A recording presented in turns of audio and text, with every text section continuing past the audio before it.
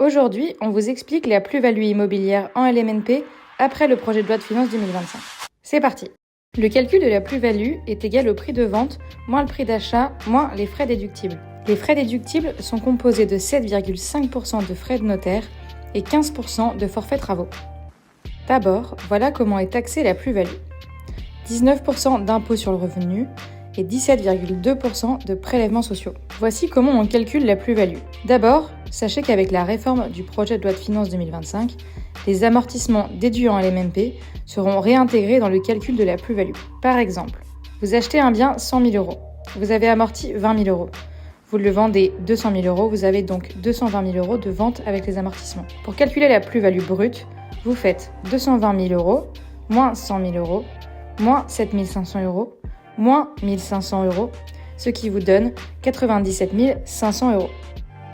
Sur ce montant, vous allez appliquer une exonération en fonction de la durée de détention de votre bien. D'abord, sur l'impôt sur le revenu, vous bénéficiez de 0% d'abattement de 1 à 5 ans, de 6% d'abattement par an de 6 à 21 ans, de 4% à la 22e année et d'une exonération totale après 22 ans de détention. Pour les prélèvements sociaux, 0% d'abattement de 1 à 5 ans, 1,65% par an de 6 à 21 ans, 1,6% à la 22e année, 9% par an de 23 à 30 ans et d'une exonération totale après 30 ans de détention.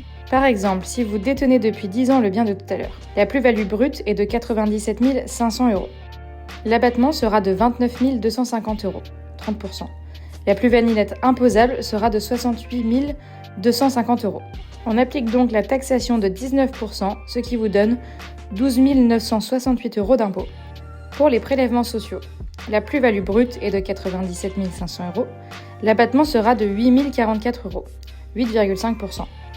La plus-value nette imposable sera de 89 456 €. On applique donc la taxation de 17,2%, ce qui vous donne 16 997 € d'impôt.